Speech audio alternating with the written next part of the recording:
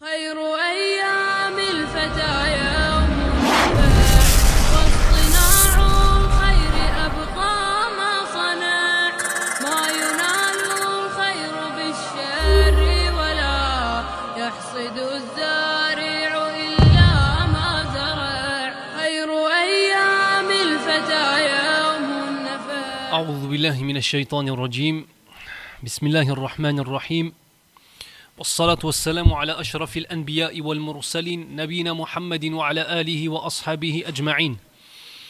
وأشهد أن لا إله إلا الله وحده لا شريك له وأشهد أن محمدا عبده ورسوله صلى الله عليه وسلم. أما بعد. Tout d'abord, ikhwan, salam alaykum wa rahmatullah. Je suis très heureux d'être ici aujourd'hui, à Brest, loin de chez moi, en ce voyage, Inch'Allah, fi sabilillah, pour venir visiter nos frères qu'on aime pour Allah subhanahu wa ta'ala, dans cette contrée très très très belle de la France, mashallah, tabarakallah. Donc on remercie l'association Al-Wasat pour nous avoir invités, ainsi que votre cheikh Al-Imam Rachid Abu Hudhaifa, jazahullahu khair. Ceci étant dit, on m'a demandé de traiter d'un sujet qui est magnifique, extrêmement important et extrêmement vaste. Et je dois vous avouer que lorsque on prépare une conférence, il y a des heures et des heures de travail derrière. On va dans tel livre, Ad-Dawa Ad-Dawa, dans tel autre, Madarish Salikin. Puis on lit dans Madarish Salikin un passage qui est extrêmement captivant. On va dans Kitab al-Fawaid. Ensuite on va dans Ihya Ulumuddin. Et j'ai lu, jusqu'au moment où, wallah, ya ikhwan, j'avais des feuilles et des feuilles que j'avais marquées et je ne savais plus quoi vous dire. Parce que c'était un séminaire, sinon qu'il fallait que je fasse sur l'âme, sur le ruh. Tellement il y a de choses à dire. Donc, d'avance, je m'excuse parce que je vais essayer de résumer un maximum de choses que j'ai vues. Mais bien évidemment, en 40 minutes, ça va être simplement une introduction. Et je vous encourage fortement à lire les livres de l'imam Ibn Qayyim al-Jawziyya, rahimahullah. Il y a des très bonnes traductions qui ont été faites du livre Al-Fawaid, les méditations, du livre Ad-Dawa Ad-Dawa, le péché et sa guérison, Madarish Salikin, le sentier des itinérants, et plein d'autres livres, mashallah. Donc je vous encourage à revenir à ces livres, incha'Allah ta'ala. Ar-Ruh, l'âme, l'esprit.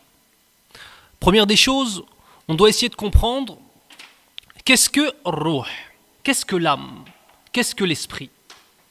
L'âme, c'est une chose qui relève de l'invisible qu'Allah Azza wa Jal a insufflé dans l'homme.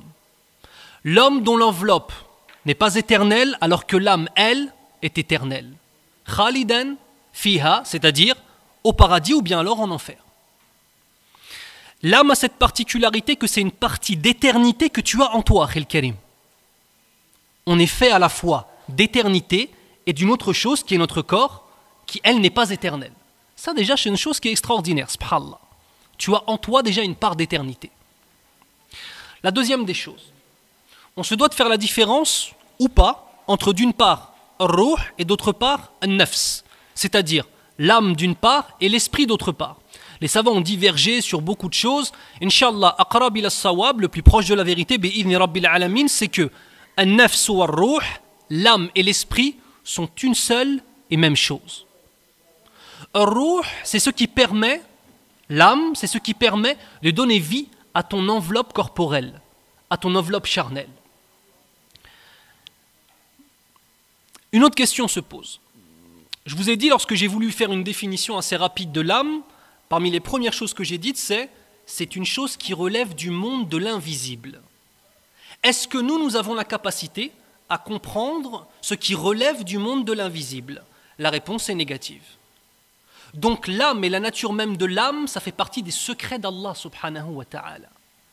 Et les Yahoud, les Juifs à l'époque du prophète sallallahu alayhi wa sallam, avaient envoyé des gens pour questionner le prophète sallallahu alayhi wa sallam sur l'âme, afin qu'il leur définisse ce qu'est l'âme. Allah azza wa jal relève cet épisode-là, et il nous dit, Bismillahir Rahmanir Rahim, wa yas'alunaka 'anir ruh.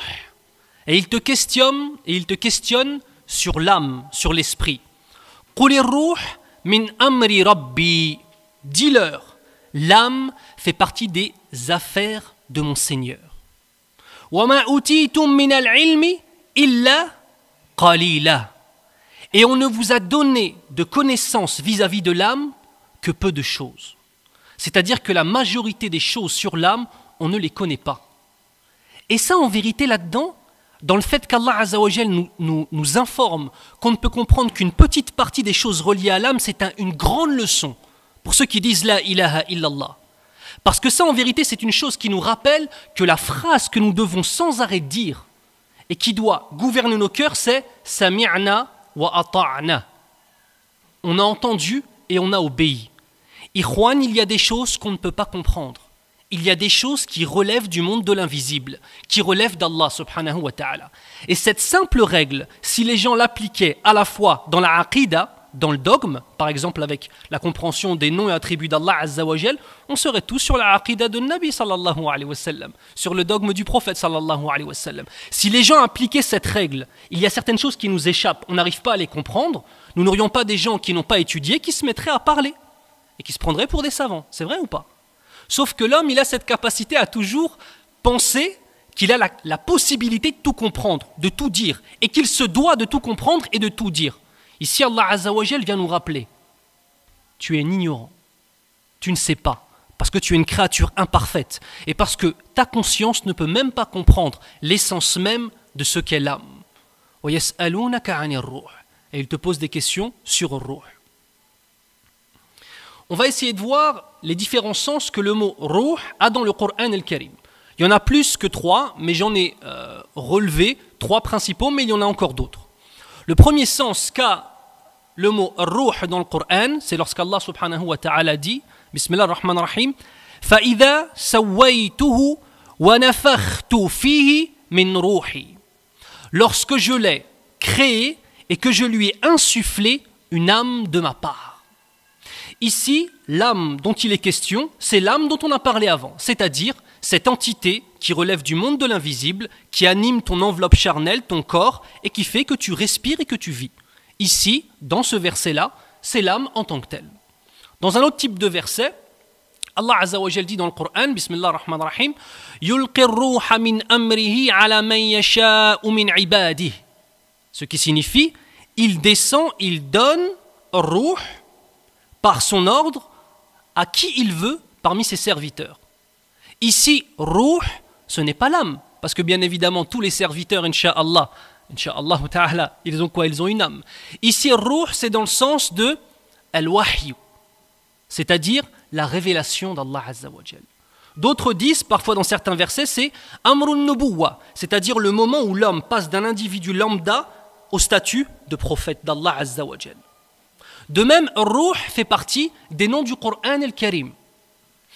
Et vous savez, ruh, il y a dedans une idée et qui est exprimée à travers ce mot qui est celle de la vie, à travers ruh.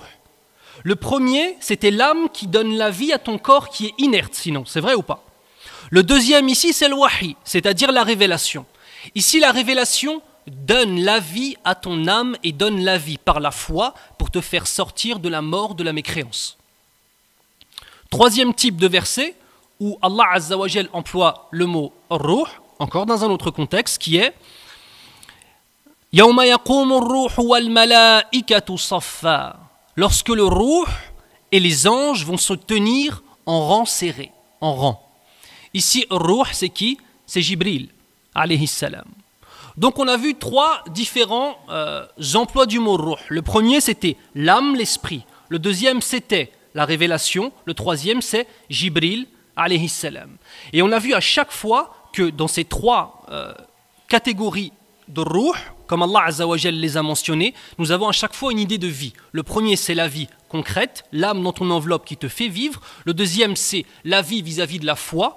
Allah Azza wa Jal donne à travers sa révélation la vie par la foi à l'humanité tout entière pour les faire sortir de la mort de la mécréance. Et troisième chose, par rapport à Jibril alayhi salam, qui lui est le porteur de la révélation. Et par le biais de Jibril alayhi salam, cette révélation arrive à l'humanité tout entière, incha'Allah ta'ala. De même, il y a 3 types d'âmes. Alors là aussi, les savants, subhanallah, vous savez, La communauté musulmane à une époque a atteint l'excellence dans toute chose. Les savants de l'islam ont atteint l'excellence dans toute chose. Des livres et des livres dans les sciences profanes, des livres et des livres dans les sciences islamiques, dans Tafsir, l'exégèse du Coran, dans Mustalah al-Hadith, dans Usul al-Fiqh, les bases de la jurisprudence, dans le fiqh, la compréhension, la jurisprudence, dans l'aqida. C'est-à-dire, subhanallah, les musulmans sont arrivés à un tel degré d'excellence au niveau intellectuel et au niveau de leur relation avec Allah Azza wa Jal qu'ils ont écrit des livres et des livres. Sur cette simple question, combien d'âmes avons-nous? Il y a des livres et des livres qui ont été écrits. Est-ce que nous avons une seule nefs? Est-ce que nous avons 3 nefs différents? Parce qu'Allah Azza wa Jal, on va citer les versets, cite 3 types de nefs différents. Est-ce qu'on a 3 âmes en un? Est-ce qu'en vérité on a une seule âme? Inch'Allah, le plus proche de la vérité, al-aqrab ila as-sawab inch'Allah, ila as-sawabi inch'Allah ta'ala, c'est quoi? C'est que nous avons une seule âme, mais cette âme peut passer par différentes types d'âmes, catégories d'âmes. Le premier c'est an-nafsul mutama'in, l'âme apaisée. Le deuxième c'est an-nafsul lawwama, l'âme, et on va voir, qui hésite, ou bien alors qui blâme, ou bien qui est blâmé. On va voir dans la suite, Inch'Allah. Et le troisième, c'est an-nafsul ammaratu bis-sou, l'âme qui ordonne et qui amène vers le fait de faire des choses mal. Le premier, c'était, Allah Azza wa Jal dit, Bismillah ar-Rahman ar-Rahim, Ya ayyatuha an-nafsul mutma'inna, ô toi, l'âme apaisée. Irji'i ila rabbiki radiyatan mardiyah. Retourne vers ton Seigneur dans la satisfaction d'Allah Azza wa Jal et toi satisfaite de ce que tu trouveras auprès d'Allah Azza wa Jal. Ce type d'âme, en vérité, c'est l'excellence. C'est l'ihsan. Une âme mutma'inna, c'est une âme qui est apaisée de tout ce qui émane de son Seigneur. C'est une âme éduquée. C'est une âme qui, dans chaque chose qu'elle observe dans ce monde d'ici-bas, dans chaque chose qu'elle analyse vis-à-vis du monde de l'au-delà, elle est apaisée parce qu'elle sait qu'Allah Azza wa Jal est derrière tout ce qui est fait. C'est une conscience permanente qu'Allah Azza wa Jal est avec nous. Qu'Allah subhanahu wa ta'ala contrôle toutes choses. Et qu'Allah subhanahu wa ta'ala nous aime plus que nous-mêmes nous aimons nos propres enfants. Et que donc forcément Allah Azza wa Jal il veut ton bien. C'est ça être mutma'in. Vous savez, Ikhwan, on peut vivre en Europe, et il faut dire la vérité, même si on subit l'islamophobie, surtout en France, par rapport aux pays européens, bon, la Bosnie, tout ça c'est encore autre chose, mais même si on subit des choses de l'islamophobie, sarahatan, alhamdoulilah, on vit dans une situation qui est très enviable pour le reste du monde. Quand on voit la situation pour nos frères, par exemple, en Afrique centrale, ou bien alors en Birmanie, ou bien en Syrie, ou bien en Palestine, ou bien en Cachemire, ou bien en Irak, ou bien en Libye, ou bien et tous les pays, malheureusement. On demande à Allah Azza wa Jal qui facilite à nos frères et qu'il les préserve. Quand on voit nous notre situation, on n'est quand même pas à plaindre. On peut avoir un travail qui soit bien, un appartement qui soit bien, on n'a pas peur qu'il y ait des bombes qui nous tombent dessus chaque jour. Mais malgré le fait d'être dans cette situation-là qui devrait nous amener d'être mutma'in, d'être apaisé, il y en a beaucoup d'entre nous, ils n'arrivent pas à être apaisés. Ils vivent dans un tel stress qu'ils ont des ulcères à l'estomac, ya akhil karim. Dans un tel stress qu'ils font des dépressions nerveuses. C'est vrai ou pas? Tu prends d'autres personnes qui vivent en Palestine depuis 67 ans, qu'ils subissent la colonisation, l'injustice et les massacres, tu peux en trouver aujourd'hui. Pendant les bombardements, ils sont mutma'in, ya akhi. Ils sont apaisés. C'est quoi la différence entre nous et eux? Pourtant, si on veut regarder uniquement vis-à-vis de la situation, notre situation est vraiment enviable par rapport à la leur. C'est quoi la différence? C'est que la personne qui se retrouve dans une épreuve comme celle-là, s'il a conscience qu'Allah Azza wa Jal est celui qui décrète chaque chose, alors il est satisfait du qadar d'Allah Azza wa Jal. Tu as une personne, sa femme la quitte, il se suicide. C'est vrai ou pas? Allahul musta'an. Ça c'est un truc, même quand j'étais non musulman, j'ai jamais pu le comprendre. Une femme elle te quitte, bah salam alaikum, subhanallah. La femme elle le quitte, il se suicide.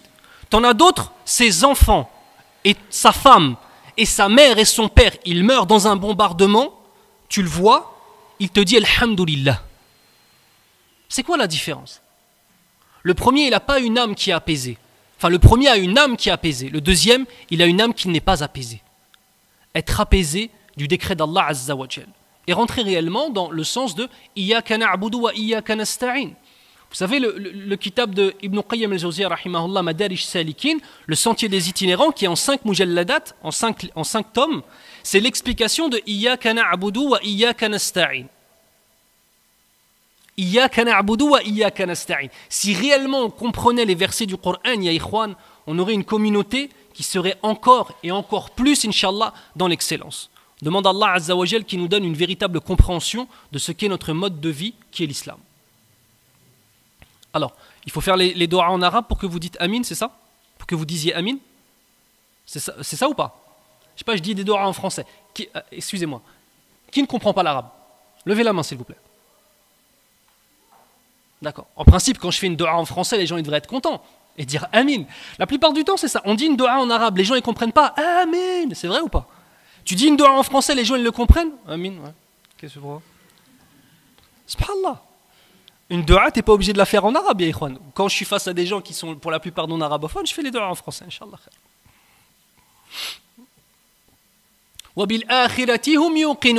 C'est ceux qui sont dans une certitude de la rencontre avec Allah Azza wa Jal. Forcément, si tu regardes cette vie d'ici-bas par rapport à l'éternité qui nous attend avec Allah subhanahu wa ta'ala, et que tu fais tout ce que tu peux pour être droit avec Rabbul Alamin, bien évidemment, tu vas être mutma'in, insha'Allah ta'ala. Mais cette âme-là, et c'est à moi en premier lieu que je m'adresse à moi-même en premier lieu, c'est pas une âme qui est très répandue, celle-là. C'est les deux autres qui sont le plus répandus. Donc celle-là, on va passer dessus assez rapidement. Le deuxième type d'âme, c'est an-nafs al-lawwama. Wala uqsimu bin-nafs al-lawwama. Et je jure par l'âme qui blâme. Alors ici, les mufassiroun, les exégètes du Coran, ils ont divergé sur an-nafs al-lawwama. Qu'est-ce que ça signifie? Certains, ils ont dit que nafs al-lawwama, c'est quand tu as une âme qui est hésitante. Une âme de schizophrène. Vous savez, schizophrène, c'est ceux qui ont plusieurs personnalités. Une âme, un coup, c'est l'âme d'un pieux, un nafs al-mutama'inna, et un coup, c'est l'âme de celui qui ordonne le mal. Al-ammaratu bis-su. C'est une personne en vérité qui est instable dans sa relation avec Allah Azza wa Jal. Un coup, tu le vois, tu dirais que c'est un homme pieux, et si tu as une fille, tu dis, lui, il faut que je le marie avec ma fille. Un coup, tu le vois, quelques jours après, tu dis, lui, il n'y a pas un plus grand pervers que lui. A'udhu billah, s'il vient demander ma fille, je crois que je lui mets un coup de bâton sur la tête. La communauté schizophrène. Et ça, on a beaucoup de schizophrènes dans notre communauté musulmane. C'est vrai ou pas? Des gens, tu les vois, subhanallah, pendant 6 mois, il est bien, 6 mois, il est dans l'égarement. 3 mois, il est bien, 2 mois, il est dans l'égarement. 1 mois, il est bien, 8 mois, il est dans l'égarement. Tu dis, oh, yabna ammi, ça te dirait de te stabiliser un petit peu quand même, ça, oh là là. Donc, première interprétation de ce type d'âme, c'est l'âme en vérité qui est hésitante. Il faut bien comprendre qu'une âme hésitante, c'est une âme faible. C'est une personnalité qui est faible. C'est un caractère qui est faible. Celui qui ne sait pas s'accrocher à la droiture, c'est une personne en vérité qui est faible, qui se laisse dominer par ses passions. Dans un langage plus ta'panam, c'est quelqu'un, c'est pas un homme. Tout simplement. C'est une personne qui sait qu'Allah Azza wa Jal l'a créé, qui sait qu'il va retourner à Allah subhanahu wa ta'ala, qu'il sait que le fait d'avoir des relations en dehors du mariage avec une femme c'est muharram et qu'il va retrouver ça devant Allah Azza wa Jal, qui sait que la prière c'est une obligation et que c'est ça qui va t'apporter le bien-être dans ta vie. Il sait tout ça, mais il est dominé par autre chose qui est extérieure à lui. Ça veut dire le fait simplement d'avoir une certitude, ça ne lui suffit pas à avoir les actes qui sont en accord avec cette certitude. Il est dominé par ses passions. Hadak c'est un miskin. Première interprétation, l'âme hésitante. Deuxième interprétation vis-à-vis de nafs al-lawwama, c'est quoi? C'est l'âme qui blâme ou qui se blâme elle-même après avoir fait des péchés. Troisième interprétation, c'est l'âme qui sera blâmée au jour du jugement par Allah puis par ses anges. Aqrab ila as-sawab, Allahu a'lam. Le plus proche de la vérité, Allahu ta'ala a'lam. Le premier type d'âme, on a vu que c'était une âme, an-nafs al-mutama'inna, l'âme apaisée, on a vu que c'était une âme qui était liée aux anges et au bien. Ce deuxième type d'âme, c'est une âme qui est liée aux anges et au diable, en fonction de l'état dans lequel il est. Nous avons maintenant le troisième type d'âme, et c'est celui sur lequel on va rester le plus longtemps, parce que c'est celle qui nous concerne le plus, pour la plupart d'entre nous. An-nafs al-ammaratu bis-su. Allah Azza wa Jal dit dans le Coran al-Karim, Inna an-nafsa la ammaratun bis-su. Certes, l'âme est celle qui amène et qui ordonne le blâmable. Première des choses, on se doit de comprendre que fondamentalement, l'âme a un penchant vers la désobéissance à Allah Azza wa Jal. Allah Azza wa Jal a créé l'homme muwahid, c'est-à-dire qu'il a mis en l'homme cette notion de tawhid. Mais en même temps, l'âme, si on ne l'éduque pas, si on la laisse, elle nous domine. Et forcément te lever pour Salat al-Fajr, quand le Fajr il est à 4 heures du matin, c'est extrêmement difficile, forcément. Regardez le Nabi sallallahu alayhi wa sallam dans Khutbat al-Hajjah, vous l'entendrez tout à l'heure avec votre imam, Inch'Allah, quand il fera le Jumu'ah, je pense. Qu'est-ce qu'on dit quand on commence le Jumu'ah? Inna alhamdulillahi nahmaduhu wa nasta'inuhu wa nastaghfiruh wa na'udhu billahi min shururi anfusina. Et on se réfugie auprès d'Allah Azza wa Jal contre le mal de nos propres âmes. Contre le mal de nos propres âmes. En vérité, c'est assez intéressant à voir ça. On se doit d'avoir conscience qu'on a plusieurs ennemis. Souvent, les gens, quand on leur parle des ennemis, ils pensent tout de suite au shaytan, la'anatullah alayh, au diable, parmi les hommes et parmi les djinns. C'est tout de suite à quoi ils pensent. Mais il y a un deuxième ennemi, Yahri, qui est en toi. C'est ton âme, Yahri al-Karim. Et ton âme, tu te dois de la dresser. Tu te dois de l'éduquer. Et ton âme, si tu te laisses aller et que tu l'écoutes, tu ne pourras pas lire du Coran al-Karim. Tu ne pourras pas prier Salat al-Tarawih. Tu ne pourras pas écouter des conférences, prendre des notes et mémoriser ce qui a été dit dedans. Tu ne pourras pas faire la prière à la mosquée. C'est une certitude. On se doit de la prendre et de la dresser, celle-là. On va voir par rapport au diable, la'natullah alayh, un certain nombre de pièges qu'il utilise afin de pouvoir nous manipuler. Bismillah. Dans Dawa Dawa, Ibn al-Qayyim rahimahullah explique les 7 grands écueils, c'est-à-dire les 7 grands pièges et tariqa et voies qu'utilise le diable la'natullah alayh pour essayer de nous égarer. Première des choses, en fait, on va essayer de comprendre une chose. Le diable, la'natullah alayh, c'est comme un commerçant. Un commerçant, quand tu rentres dans son magasin et qu'il sait que tu as de l'argent avec toi et que tu es capable d'acheter certaines choses, il ne va pas te laisser sortir du magasin jusqu'à temps que tu aies acheté quelque chose. C'est vrai ou pas? Non? Vous n'êtes jamais allé au Maghreb ou quoi? Il ne te laisse pas sortir, Akhil Karim, jusqu'à temps que tu aies acheté quelque chose. Donc au début, il va essayer de te vendre le truc le plus cher. Tu veux pas le truc le moins cher, tu veux pas. Jusqu'au dernier moment, une petite babiole, mais il faut que tu te fasses. Ça, oh là là. Le diable, la'natullah alayh, il est comme ça. Première des choses, quand ta foi elle est extrêmement basse, il t'ordonne quoi? L'athéisme, al-kufr. Il essaie de faire en sorte de te faire sortir de l'islam. Quand le shaitan, la'natullah alayh, t'attaque de cette façon-là, il faut te faire du souci pour ta foi. Ça veut dire que ta foi, elle est tellement basse qu'il n'a même pas besoin d'utiliser des stratagèmes. Il vient directement te faire des wasawis, c'est-à-dire essayer de te susurrer en toi, de te ramener vers le fait de sortir de l'islam, de délaisser l'islam. Comment est-ce qu'on combat ça? Donc le premier piège, c'est le fait de te faire sortir de l'islam, l'athéisme. Par quoi est-ce qu'on va le combattre? Premièrement, par la guidée d'Allah Azza wa Jal. Et ça, c'est Allah Azza wa Jal qui décide de guider qui il veut et d'égarer qui il veut. Donc nous, le sabab, c'est-à-dire la cause première que l'on prend, nous, c'est de faire quoi? De faire des doigts, de faire des invocations. De même, ça va être par le discernement. Le discernement, il s'acquiert par la science. Plus on connaît Allah Azza wa Jal, plus on l'aime, et plus toute chose ou personne qui va vouloir nous éloigner d'Allah Azza wa Jal, on va voir sa véritable nature. Et sa véritable nature de la personne qui veut nous éloigner d'Allah, c'est que c'est ton ennemi, Akhil Karim. Wala shakka fi hada. Il n'y a aucun doute là-dessus. S'il n'arrive pas à te faire sortir de l'islam, à te faire faire du shirk akbar, à te faire faire du polythéisme majeur, qu'est-ce qu'il fait? Il essaie de te faire faire une innovation, une bid'a. S'il n'arrive pas à te faire sortir de l'islam, il essaye de te faire faire une innovation. Comment est-ce que tu combats ce piège-là? Par le fait de connaître la sunna du prophète sallallahu alayhi wa sallam. Et par le fait d'étudier ce qu'est la sunna et l'inverse de la sunna, que sont les innovations. Donc s'il ne peut pas te faire sortir de l'islam, en deuxième lieu, il essaie de te faire quoi? Des innovations. Et vous savez bien qu'une personne qui fait des innovations, mais qui ne sait pas que ce sont des innovations, il ne va jamais s'en repentir. C'est vrai ou pas? Donc le diable, la'natullah alayh, il aime ça. Il ne faut pas oublier que lui, il va aller en enfer, c'est une certitude. Donc il essaie d'emmener un maximum de personnes avec lui. C'est ça son but. Troisième des choses, s'il n'arrive pas à te faire faire des innovations, il va essayer de te faire faire des péchés majeurs.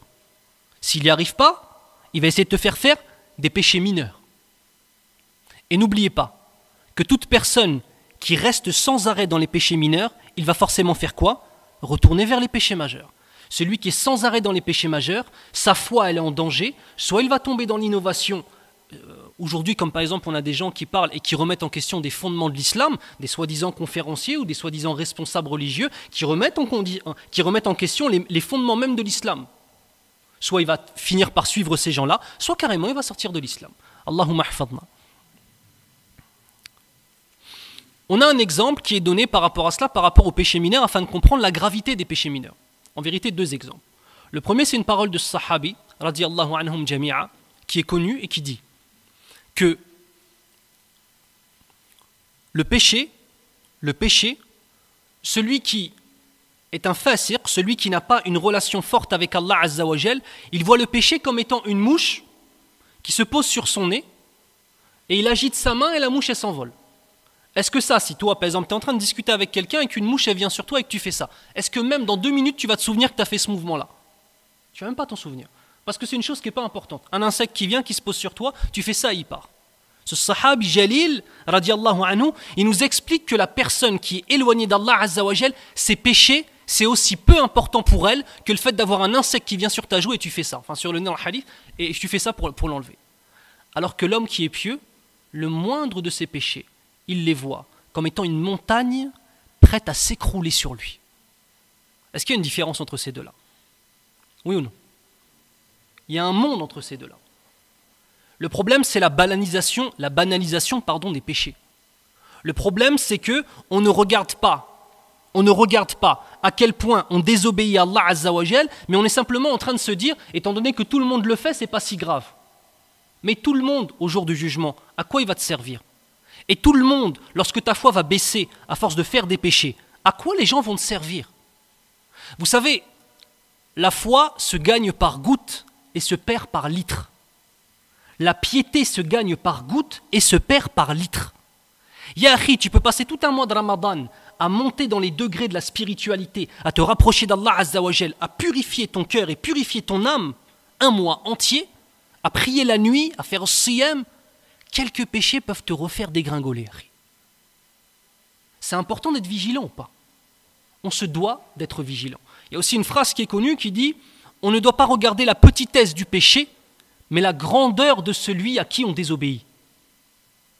On ne doit pas regarder la petitesse du péché, mais la grandeur de celui à qui on désobéit. Allah subhanahu wa ta'ala. Parmi les choses qui nous amènent aussi au péché mineur, c'est le temps.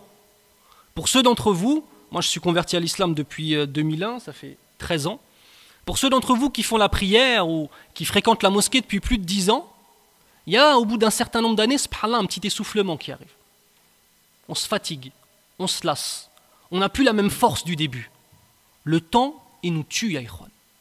Et ce temps-là, si on le laisse nous envahir, et si on laisse la monotonie s'installer dans notre relation avec Allah Azza wa Jal, on finit par avoir une barbe et un qamis avec un intérieur d'une personne qui n'a aucune relation sincère et réelle avec Allah Azza wa Jal. Et en fait, au final, notre islam, au bout d'un moment, ça devient une apparence, ça devient des actions, et ça devient quelques versets du Coran qu'on a mémorisés. On a des vraies questions à se poser. Ça fait 10 ans que tu es musulman, 10 ans que tu fais la prière, 10 ans que tu es assidu à la mosquée, Inch'Allah. Tu as mémorisé combien du Coran al-Karim? Combien de paroles du prophète sallallahu alayhi wa sallam? C'est quoi tes habitudes? Combien de fois tu finis le Coran dans le mois? Combien de fois est-ce que tu te lèves dans la semaine, hormis Ramadan, pour prier la nuit? Le temps, il nous tue. Le temps aussi, c'est une chose à laquelle il faut vraiment faire attention. Il faut vraiment faire attention à cela. S'il n'arrive pas à nous faire faire les péchés mineurs, il nous ramène à l'excès dans ce qu'on appelle el-mubah. El-mubah, c'est une action, si tu la fais, tu n'as pas de récompense. Si tu la délaisses, tu n'as pas de récompense. Comme par exemple le fait d'aller te promener, le fait de faire du foot, le fait de faire du basket. Bon, du foot, tant que tu insultes pas la personne en face de toi. C'est une condition, elle est intéressante. Hein. Parce que je peux vous dire, même à la Jamia Islamia, subhanallah, les frères, ils ont mémorisé tout le Coran et le Karim. Quand ils faisaient du foot, mon frère, les chiatines, ils refaisaient surface. Hein. Il y a quasiment des bagarres et des insultes et des machins. Donc si toi, quand tu fais du foot, t'es pas en train de devenir fou et t'as pas tes démons qui sont en train de ressortir, tu restes un être humain normal, tu peux faire du foot normal, c'est quelque chose qui est moubah, qui est autorisé. Le diable, la'natullah alayh, s'il n'a pas réussi à te faire faire du polythéisme majeur, des innovations, des péchés majeurs, des péchés mineurs, il va faire en sorte de t'occuper un maximum ton temps dans des choses qui ne vont te servir à rien au jour du jugement. Regardez comment il est malin. Je vous ai dit quoi? C'est un commerçant. Il ne va jamais te laisser partir sans rien. Il veut que tu prennes quelque chose avec toi. Sixième des choses, mais là ce dont je vais parler, on demande à Allah que ça nous concerne un jour, mais ça concerne très peu d'entre nous, c'est des élus sur cette terre. Le diable fait en sorte qu'il fasse passer le préférable avant l'obligatoire. C'est-à-dire, polythéisme, n'y pense même pas. Innovation, n'y pense même pas. Grand péché, petit péché, n'y pense même pas. Les choses qui lui servent à rien au jour du jugement, il les a complètement délaissées. Là, on est en train de parler des grands hommes pieux de la communauté musulmane. Et on demande à Allah Azza wa Jal qu'on fasse partie des pieux de cette communauté. Nas'alullah subhanahu wa ta'ala an nakuna min salihil ummah. À ces gens-là, qu'est-ce qu'il fait? Il fait en sorte d'essayer de leur faire passer le préférable avant l'obligatoire. C'est-à-dire, il va envoyer des djinns, Akhil Karim, pour te réveiller. On va dire que le fajr est à 4h30 du matin. Si tu veux faire Qiyam al-Layl et ne pas louper Salat al-Fajr, qu'est-ce que tu fais? Tu mets ton réveil à quelle heure? 3h15, 3h. Tu as 1h30 devant toi, ça te laisse le temps de prier et de ne pas te réendormir. Il va faire en sorte d'envoyer des djinns, Akhil Karim, qui vont te réveiller sur les coups de 2h du matin. Et tu vas te lever et tu vas faire Qiyam al-Layl. Mais Qiyam al-Layl pendant 2h30, c'est facile ou c'est difficile? Allez, les menteurs. Genre, non, ça va. Mais oui, c'est difficile Qiyam al-Layl pendant 2h30. C'est difficile. Tu vas faire ton Qiyam pendant 1h, 1h30. Ensuite, tu vas attendre Salat al-Fajr avec des yeux grands comme ça, puis ensuite petit et tout rouge. Et tu vas t'endormir et tu vas louper Salat al-Fajr. Ça, c'est autre chose. Ça fait partie des wasawis de shaitan. Hein. Mais ça, c'est pour vraiment les pieux. Enfin, dernier degré, si toutes ces choses-là ne fonctionnent pas, il envoie toutes ses légions contre ces hommes pieux. Tous les djinns, tous les shayatines, parmi tous les diables, parmi les hommes et parmi les djinns, il les envoie contre cet homme-là, qui lui n'est tombé dans aucun de ses pièges. Ça, c'est encore des degrés différents. J'ai commencé à quelle heure, Yaïkhwan? À quelle heure j'ai commencé? Non, vous ne savez pas? Pas regardé? Ok. On va finir par les maladies de l'âme et le fait d'essayer de comprendre ce que sont les maladies de l'âme, de les identifier et de pouvoir les combattre grâce à un certain nombre d'outils. On a vu des wasawis de shaitan, etc., etc. On va voir maintenant ici des maladies de l'âme. Par cela, on va passer par ce qu'on appelle le caractère. On doit bien comprendre que le caractère d'un homme ou d'une femme, c'est l'empreinte physique de ce qu'il y a dans son cœur en termes de relation avec Allah. Je répète, ton caractère, c'est le côté apparent de ta relation avec Allah Azza wa Jal qui en vérité est caché. Tout simplement. Une personne qui a mauvais caractère, une personne qui est toujours en train de s'énerver, toujours en train d'insulter, une personne qui est violente, c'est une personne qui a un problème dans sa relation avec Allah Azza wa Jal. Une personne toujours souriante, toujours aimante, qui aide toujours tout le monde, qui est toujours en train de faire sadaqa, de donner de l'argent pour les pauvres et d'aider tout le monde, cette personne-là, Inch'Allah, si son dogme est tel qu'était le dogme du prophète sallallahu alayhi wa sallam, alors c'est une personne, Inch'Allah, qui montre des caractéristiques d'une bonne relation avec Allah subhanahu wa ta'ala. Première des choses, pour pouvoir changer son caractère, il faut avoir conscience du caractère qu'on a. Ah, ça c'est super important, même si ça vous paraît peut-être évident. On ne peut pas travailler efficacement sur sa propre âme si on ne se connaît pas nous-mêmes. Il y a des gens, Akhil Karim, subhanallah, ils sont dans une illusion. Tu lui parles, le type il croit trop qu'il est pieux, alors qu'en fait il n'est pas pieux. Ou alors il croit trop qu'il est doux, alors qu'en vérité sa femme elle fait que de se plaindre de lui. Il croit trop qu'il est généreux, alors qu'en vérité c'est une pince, il a des oursons dans ses poches, Akhil Karim. Donc il faut déjà être lucide sur soi-même. Et ça, il faut être un homme pour être lucide sur soi-même. Il faut du recul. Et on va voir, pour pouvoir acquérir cette lucidité, un certain nombre d'outils. Vous savez, quand on est imam, et votre imam doit en voir des vertes et des pas mûres, oh, peut-être vous, Brest, c'est peut-être pas comme Paris. Nous, Paris, c'est le carnaval, hein, subhanallah al-musta'an. Mais quand tu es imam, tu as beaucoup d'histoires de divorce. La femme, elle vient, elle commence à sortir des dossiers, Akhil Karim, c'est des dossiers, t'as à la CIA, mon frère, c'est des...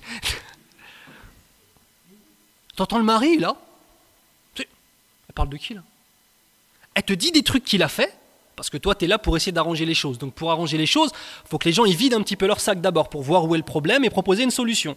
Donc elle commence à sortir des dossiers et tu vois le mari, il est étonné. En gros, il regarde sa femme, il dit « Mais je m'étais jamais vu comme ça en fait ». La plupart du temps, cette phrase, elle revient. « Ah mais j'avais pas conscience que j'étais comme ça ». Mais Harry, tu te voyais comment? Le frère, il s'occupe jamais de sa femme, il joue jamais avec ses enfants. Quand il rentre chez lui, première des choses qu'il fait, il va devant la télé, il joue pas avec ses enfants, il parle même pas à sa femme, il mange, il va se coucher, il va au taf, voilà. Et quand sa femme elle dit « Mais tu t'occupes pas de nous, tu es en train de laisser passer tout ce temps-là qu'on pourrait passer ensemble pour devenir une famille unie et avoir des enfants pieux », le frère, il dit « Ouais, j'avais pas conscience de ça ». Et s'il parle de ses enfants, « Mes enfants, je les aime trop, je m'en occupe trop », il passe en moyenne 10 minutes avec ses enfants par semaine.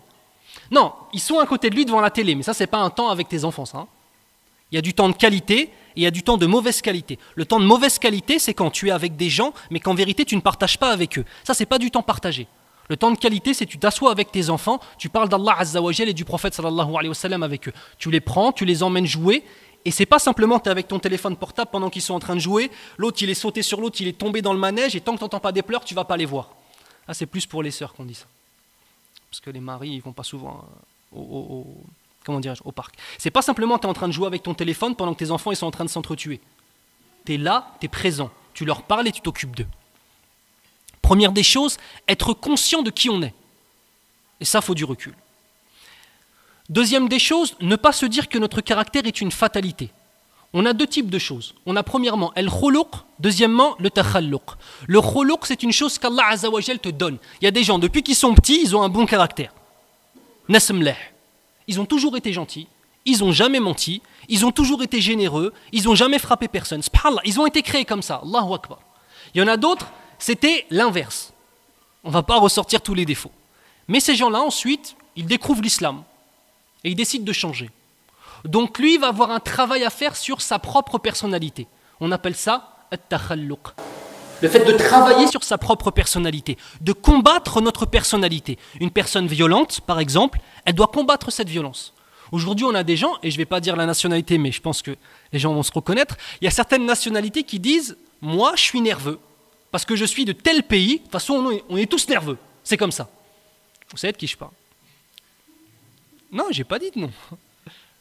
Et les gens, ils ont pris ça comme étant un truc « Ah bah c'est bon, non, parce que j'ai le passeport, moi j'ai le droit de m'énerver. » Et quand je vais m'énerver et que je vais dire des trucs de malade, eh ben c'est pas grave parce que moi je suis de ce pays-là. Ya khil karim. La colère c'est une chose qui est muharrama. Il y a une parole de Cheikh Abdelrazak al-Badr hafidhahullah wa rahimahullah, même s'il est vivant on peut le dire. Il avait dit quoi? Une phrase qui est très intelligente. Il disait la colère commence toujours par la folie et se finit toujours par le regret. La folie en premier lieu, tu es énervé, tu fais des choses, tu es allé malade. Et une fois que c'est fini, la seule chose qui te reste, c'est quoi? Les regrets. J'aurais pas dû aller si loin. J'aurais pas dû dire ça. J'aurais pas dû faire ça. À chaque fois, c'est comme ça. Le prophète sallallahu alayhi wa sallam nous dit dans un hadith « Laysa shadidu bis-sur'a. Innama shadid alladhi yamliku nafsahu 'inda al-ghadab. » Regardez. Le fort, ce n'est pas celui qui est capable de terrasser ses ennemis dans la lutte. C'est pas lui le fort. C'est pas parce que tu fais de la muscu alors que tu fais des sports de combat que tu es quelqu'un de fort en islam. C'est pas ça. Le fort, ce n'est pas celui qui est capable de maîtriser ses adversaires dans la lutte. Le fort, c'est celui qui est capable de maîtriser sa colère. Maîtriser son âme pendant la colère. Tu veux être un homme fort, tu dois te maîtriser. Et je répète encore une fois, une personne qui est esclave de sa propre âme, c'est une personne qui est faible. Et c'est une personne qui n'apportera quasiment jamais rien de positif dans la communauté musulmane. Et la plupart du temps, c'est plus une mosiba ou une épreuve pour les autres autour de lui. Il n'y a pas de fatalité. Tu es quelqu'un de violent, Akhil Karim? Fais plus de prières, plus de méditation, écoute le Coran el Karim et arrête de croire que parce que quelqu'un t'a mal parlé, tu as le droit de le frapper. Comprends que tu n'as pas le droit. Il t'a mal parlé? Regardez en plus. Souvent, les gens violents, c'est des gens, subhanallah, qui ont des choses à prouver. Ils ne supportent pas que tu lui parles mal. Je ne suis pas en train de dire que c'est normal de se parler mal, hein, qu'on se comprenne bien. La personne elle n'accepte pas qu'on lui parle mal et il est obligé d'en venir aux mains parce qu'il a dit « Mais comment ça, lui, il m'a parlé comme ça? À moi? À Anaya? À moi ?» Il se lève là. « Moi? Non, attends, t'es qui? T'es un faqir, il Allah Azza wa Jal. Tous là, moi avec. On ne possède rien, c'est Allah Azza wa Jal qui possède tout. Tout ce qu'on fait, c'est désobéir à Allah Azza wa Jal, et Allah Azza wa Jal, par sa miséricorde, il nous foudroie pas sur place, alhamdoulilah, et malgré tout ce qu'on fait, il nous guide dans l'islam et il nous fait venir dans les mosquées. Voilà qui tu es, Akhil Karim. Une personne ne t'a pas parlé? D'accord. Comment les gens ils ont parlé au prophète sallallahu alayhi wa sallam? Il y a deux types de colère. Une colère qui est positive et une colère qui est négative. La colère positive, c'est la colère pour Allah Azza wa Jal. C'est la colère que tu ressens lorsque les hudud d'Allah, lorsque les limites d'Allah Azza wa Jal sont transgressées, ou lorsque la religion d'Allah Azza wa Jal est attaquée, ou lorsque les musulmans sont attaqués. Ça, c'est une colère qui est positive. Et ça, tu ne dois pas l'enlever de ton cœur. Mais l'autre colère qui est négative, c'est celle où tu t'énerves lorsque c'est ta propre personnalité qui est mise en cause. Le prophète sallallahu alayhi wa sallam, une question qui est simple. Quand il est un prophète, lorsqu'il fait dua, est-ce que ces duas sont acceptés ou pas? Oui ou non? Bon, c'est de la aqida, oui, ces duas sont acceptés. Okay. Tout ce qu'il a subi comme injustice, si le prophète sallallahu alayhi wa sallam avait levé ses mains et demandé à Allah Azza wa Jal de détruire tous les Quraysh de la Mecque, est-ce qu'Allah Azza wa Jal l'aurait fait? Inch'Allah, Allah il l'aurait fait. Même quand il est parti à Taïf, qu'ils lui ont jeté des pierres, qu'ils l'ont maltraité, qu'il a été blessé, Allah Azza wa Jal lui a envoyé l'ange des montagnes qui lui a dit « Ya Muhammad, ordonne-moi et je prends les deux montagnes et j'écrase ce village. » Il ne s'est pas simplement fait insulter, il s'est fait insulter, humilier, et les plus vils de la ville lui ont jeté des pierres jusqu'à temps de le blesser. T'as pas le seum quand on te fait ça? Regardez le Nabi sallallahu alayhi wa sallam. Non, car j'espère que de leur descendance, il y aura des gens qui diront la ilaha illallah.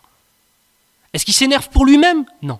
Par contre, le Nabi sallallahu alayhi wa sallam, quand tu touchais aux limites d'Allah Azza wa Jal, là, Akhil Karim, tu n'avais pas tiré le bon numéro là. Parce que là, tu avais en face de toi un homme réel qui était, comment dirais-je, tel un mur de béton, Akhi, infranchissable. Quand on l'attaquait lui, c'était pas grave.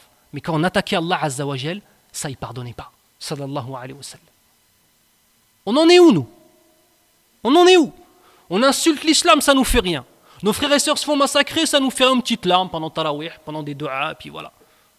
Par contre, on t'insulte ou on te regarde mal, tu es prêt à aller faire sa fête à la personne. Vous saisissez la différence entre les deux? Il n'y a pas de fatalité sur le mauvais caractère. On se doit de travailler sur notre caractère. Il y a deux choses principales pour pouvoir combattre le mauvais caractère et s'améliorer. Il y a des outils intérieurs et il y a des outils extérieurs. Des outils intérieurs et des outils... C'est quoi ce bruit? C'est quoi ce bruit sans arrêt? Ah, c'est l'essuie-main, d'accord, ok. Je me disais, un aspirateur, donc je disais quoi? Il y a des outils intérieurs, il y a des outils extérieurs. Les outils intérieurs, première des choses, regardez bien comment c'est. Regardez la sagesse de Ibn al-Qayyim rahimahullah. L'outil que tu vas faire toi-même, c'est premièrement adopter les actions des pieux. T'es pas pieux? T'as du mal à prier? T'as du mal à être un homme droit? Regarde ce que font les hommes pieux et fais ce qu'en font les hommes pieux, même si tu ne ressens pas dans ton cœur. Pourquoi? Parce qu'à force de faire ces actions-là, ces actions extérieures vont avoir une influence sur ton intérieur. Si tu vois que les hommes pieux, ils se lèvent, ben, regarde, Ramadan, il faut être lucide et honnête. Il y en a plein d'entre nous, pendant tout le reste de l'année, ils ne se lèvent pas la nuit pour prier. C'est une lucide, c'est une réalité. Inch'Allah, tous les gens de la mosquée ici, vous faites Qiyam al-Layl chaque nuit. Je demande à Allah Azza wa Jal qu'il fasse qu'on fasse tous Qiyam al-Layl chaque nuit, Inch'Allah. Mais la plupart des musulmans, ils font Qiyam al-Layl que pendant Ramadan. Ensuite, pendant 11 mois, c'est Qiyam al-Nawm ou la Nawm al-Qiyam, je sais pas, Allahu A'lam. Si maintenant la personne, même si elle n'arrive pas à ressentir pendant le mois de Ramadan la saveur de la prière du Tarawih, elle le fait quand même. Et au bout de 2, 3, 5, 10 jours, il commence à ressentir la saveur de la prière de la nuit. Et ce qui était difficile au début du mois ne l'est plus à la fin du mois, subhanallah. Pourquoi? Tu as adopté les actions des gens pieux. Et le fait d'adopter les actions des gens pieux à l'extérieur, ça va finir par avoir une influence sur quoi? Sur ton intérieur. De même, observer et intellectualiser le bien. Le musulman est intelligent. Le musulman réfléchit. Le musulman médite. Le musulman n'est pas sans arrêt en train de parler. Vous savez, subhanallah, j'ai remarqué une chose, c'est que dès qu'une personne maintenant, dès qu'elle a un arrêt de bus en train d'attendre quelqu'un, ou bien alors dès qu'il y a du temps entre deux prières, ou bien alors dès qu'elle a un moment où elle est seule avec elle-même, qu'est-ce qu'elle fait? iPhone ou la Samsung, et elle commence à regarder son téléphone. Le musulman, il ne fait pas ça. Tu sais pourquoi? Parce que le moment où tu es seul, c'est une grande occasion pour toi-même de réfléchir et de méditer sur tes propres actions et sur des choses que tu as observées. Intellectualiser les choses. Ça aussi, c'est important. Observer ce qui s'est passé dans la mosquée. Réfléchir à une parole que tu as dite que tu n'aurais pas dû. J'aurais pas dû le faire. Ikhlas, à faire classer, on la met de côté. Non, j'aurais pas dû. Pourquoi j'aurais pas dû? Quand il m'a dit ça, qu'est-ce que j'aurais dû lui répondre? Qu'est-ce que j'aurais pu faire à ce moment-là? Comment le prophète sallallahu alayhi wa sallam il aurait réagi? Comment les sahaba radiallahu anhum ils ont réagi? Attends, je vais noter. Alors, dans telle situation, est-ce qu'il y a une histoire de sahaba? Et tu viens voir ton imam et tu lui poses la question. Ça, c'est une personne qui intellectualise aussi le bien, afin justement de voir, d'observer et de reproduire le bien, Inch'Allah. Troisième outil intérieur, le fait d'aimer le prophète sallallahu alayhi wa sallam. Aimer l'exemple des actions du prophète sallallahu alayhi wa sallam, bien évidemment. Avant tout cela, il y avait l'amour d'Allah, l'amour du prophète sallallahu alayhi wa sallam, bien évidemment. Mais ce dont je suis en train de parler, c'est d'aimer, observer et pratiquer la sunna du prophète sallallahu alayhi wa sallam. Ça, c'est des outils qui éduquent l'intérieur. Maintenant, on va prendre 4 outils extérieurs à toi, extérieurs à ta propre âme, qui vont te permettre de t'améliorer. Premier des outils, c'est un cheikh. Premier des outils, c'est un cheikh. C'est un alim. Ou alors, ici en France, on n'a pas de ulama, ça peut être un imam. J'ai eu l'honneur, bihamdillahi azza wa jal, de m'asseoir devant Cheikh Mohammed ibn Mohammed al-Mukhtar al-Shinqiti, hafidhahullah. Wallah, ya ikhwan, il n'y a pas une personne dans mon existence qui m'a plus influencé que ce cheikh. Et pourtant, ce cheikh, j'assistais à ses dourous, c'est la personne, ce cheikh, il a une chaise, donc une chaire, à la mosquée du prophète sallallahu alayhi wa sallam à Médine. D'accord? Et il enseigne. C'est là où il y a le plus de monde qui s'assoit au dourous pendant le... je commence à être fatigué, à Médine. D'accord? On était au moins 3000 étudiants. Le cheikh, il ne me connaît pas. Mais moi, je le connais. Et je l'ai observé, wallahi. Première des choses, si tu veux améliorer ton comportement, dans les outils extérieurs, c'est prendre l'exemple d'un homme pieux. Et ça aussi, c'est un problème. On est coupé des savants, ou on est coupé de nos imams. Ou alors l'imam, c'est simplement la personne qui fait le jumu'ah, ou bien alors qui fait la prière. Non, l'imam, ça doit être un exemple. De avoir une relation qui se forge entre toi et l'imam. Et l'imam, par son comportement, par son intelligence et par ses réflexions, doit devenir un modèle pour toi. Et c'est aussi bien évidemment à l'imam d'éduquer les gens. Qui soit mourabbi, Inch'Allah, bien évidemment. Première des choses, un savant, un cheikh, qui lui justement va t'apprendre à vivre l'islam, Inch'Allah ta'ala. Deuxième des choses, un ami sincère. Je vais vous citer une parole de Omar ibn Khattab radiyallahu anhu, qui disait dans la traduction qu'Allah fasse miséricorde à celui qui t'offre tes propres défauts en cadeau. Qu'Allah fasse miséricorde à celui qui t'offre tes propres défauts en cadeau. C'est-à-dire qu'un ami, il n'est pas toujours là pour te dire « t'es beau, t'es pieux, t'es gentil, c'est bien ce que t'as fait, et tout ce que tu fais, je dis que c'est super. » C'est pas ça un ami, Akhil Karim. Vaut mieux avoir un ennemi qui te révèle tes défauts qu'un ami complaisant qui te laisse dans tes défauts. Regardez une petite faïda. Il faut toujours s'entourer d'hommes plus pieux que nous-mêmes, Inch'Allah. Toujours. Tu sais pourquoi? Parce que si vous êtes tous dans les mêmes péchés, il n'y aura personne qui dira à l'autre, tu fais tel péché. C'est vrai ou pas? Une bande de 5 frères, ils écoutent tous de la musique. Est-ce qu'un des 5, alors qu'ils écoutent tous de la musique, il peut dire « Taqillah, crains Allah Azza wa Jal ». Le Nabi sallallahu alayhi wa sallam nous a dit dans un hadith sahih que la musique, que les instruments accordés avant, c'est haram, taqillah. Est-ce qu'il peut lui dire ça? Lui-même, il écoute de la musique. Est-ce qu'il peut lui dire ça, oui ou non? C'est important ça. S'entourer de gens qui ne sont pas dans les péchés que nous avons. S'entourer de gens meilleurs que nous. Parce que celui qui est meilleur que toi, Inch'Allah, dans sa piété, quand tu vas faire une chose mal, il va te le dire. Quand tu vas dépasser, par exemple, les limites dans ton comportement, il va te le dire. Si tu n'es qu'avec des supporters de certaines équipes de football et qui sont tous comme des majanines et qui cassent tout quand leur équipe elle gagne ou qu'elle perd d'ailleurs, les deux, c'est bizarre. Si tu n'es qu'avec des gens comme ça, eux, ils ne pourront pas te dire, par exemple, arrête d'être violent. Il ne peut pas te le dire. Lui-même, il a cassé une vitrinière. Qu'est-ce qu'il va te dire, arrête d'être violent? Il faut s'entourer de gens qui ne sont pas violents. Comme ça, eux, ils peuvent te dire, arrête de faire ça. Ce n'est pas une bonne chose. Toujours s'entourer de gens qui sont meilleurs que nous. Ça, c'est très important. Regardez. Imagine-toi maintenant. J'ai un exemple, mais c'est un exemple à l'Arabie Saoudite. Ici, il ne s'applique pas. Mais bon, khair, Inch'Allah. Imagine-toi, par exemple, on est dans la mosquée, là, ici. Il y a des scorpions. Moi, je vois, vous êtes tous tournés vers moi, Inch'Allah. Et moi, je vois par la porte derrière, là, il y a 3 scorpions qui rentrent dans la pièce. 3 scorpions. et qu'ensuite je dis, Ikhwan, vite, levez-vous, il y a des scorpions derrière. Vous allez tous vous lever, vous allez venir. Est-ce que vous allez être content que je vous ai dit, il y a un danger là-bas? Est-ce que vous serez content ou pas? Non, vous avez envie de vous faire piquer. Les gens ils me disent même pas non. Non, c'est bon, moi. Piqûre de scorpion, c'est pas grave. Ah oui, vous allez être content. S'il y a un danger et que je te préviens d'un danger, tu vas être content? Tu vas être reconnaissant ou pas? La réponse, elle est positive. Une personne qui t'informe de tes défauts, c'est une personne qui est en train de te dire les scorpions de ton caractère où ils sont. Les serpents de ton caractère où ils sont. Cette personne-là, tu dois l'aimer pour Allah Azza wa Jal. Donc, première des choses, on a dit un cheikh, un alim ou un imam qui est là pour te donner un modèle. Deuxième des choses, un ami qui va dénoncer tes défauts. Troisième des choses, celui-là, il est très difficile. Savoir écouter ses ennemis. Savoir écouter ses ennemis.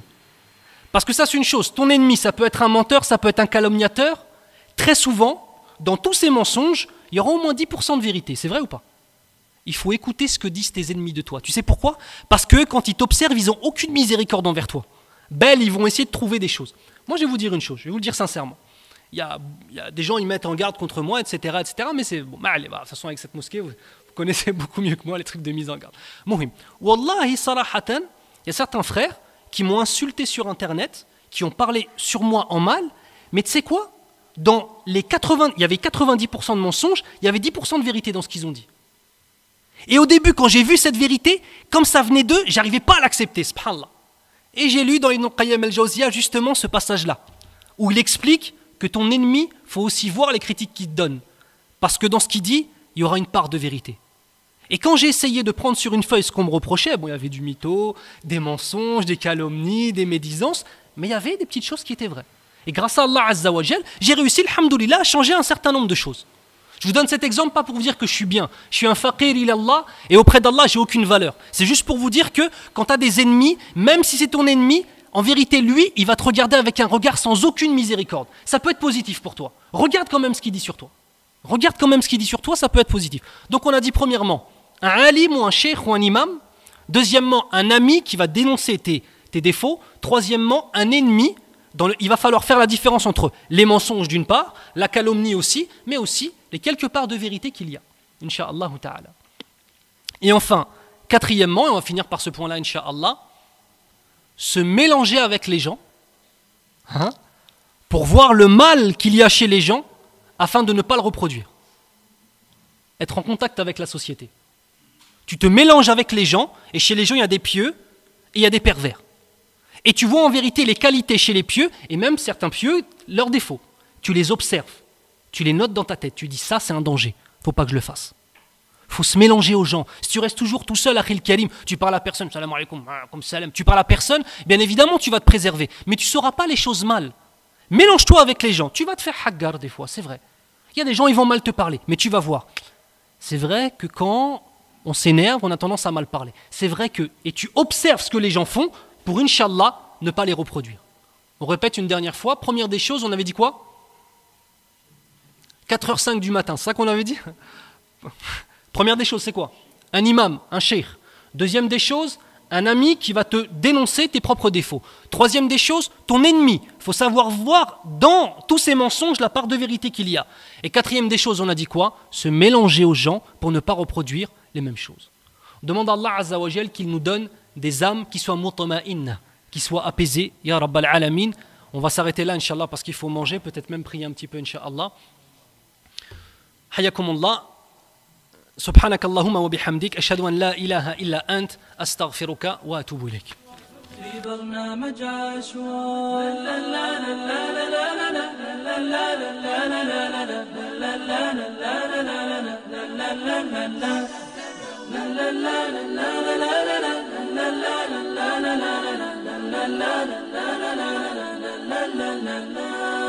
في خير الليالي جلستنا